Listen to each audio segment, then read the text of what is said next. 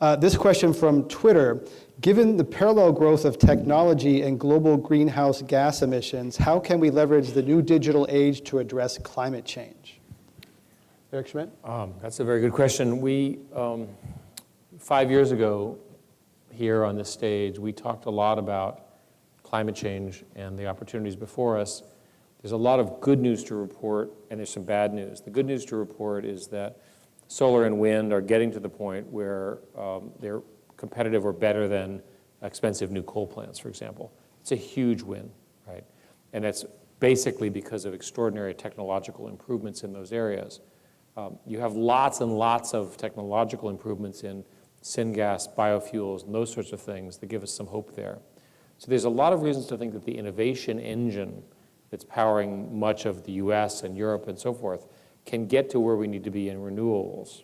The bad news is that on a rough basis, China is the largest coal emitter. On a gross basis, China is now the largest CO2 producer, and these gaps are just going to get greater. And we, America, are not as efficient on a carbon usage as, for example, Germany.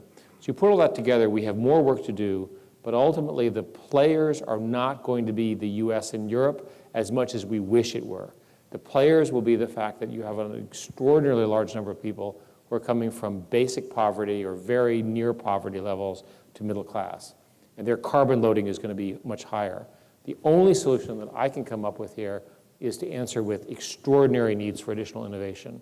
The level of efficiency with cars and power generation and so forth, which we celebrate here, if you simply gave all those cars, all the new people who want cars, you've got an environmental disaster. You've got to get even better.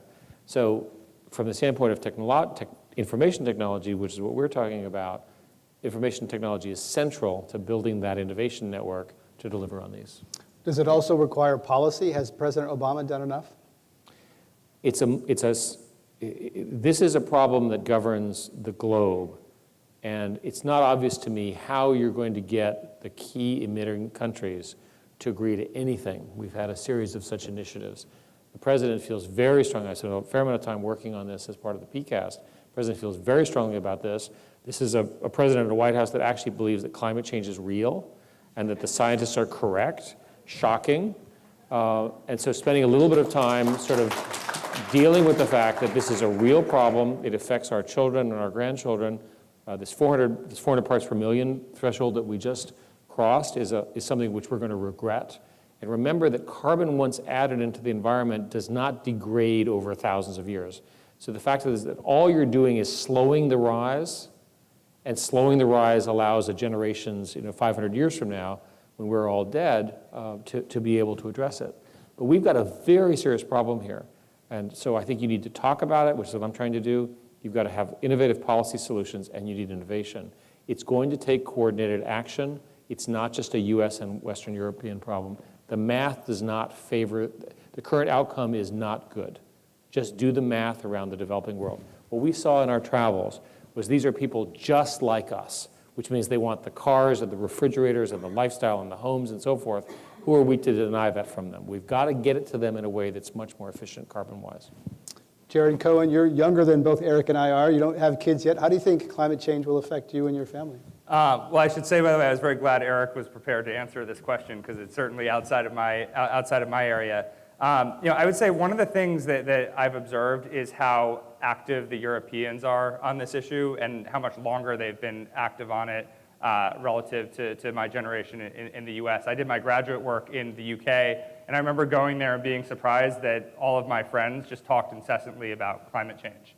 I can probably count how many conversations I had with friends about that issue before I went there, and I think we've subsequently caught up here in the United States. I think one of the things that started to happen is just much more conversation around it. I think within my generation, there's just sort of a lack of understanding of what the facts are. I think most smart people get that this is an issue, but beyond that, I think there's a lack of clarity in how to break it down. Well, Greg, you've worked on this for a long time in your career as well. Conversation and knowledge is not the same thing as a solution. I'm very happy that we're having these conversations.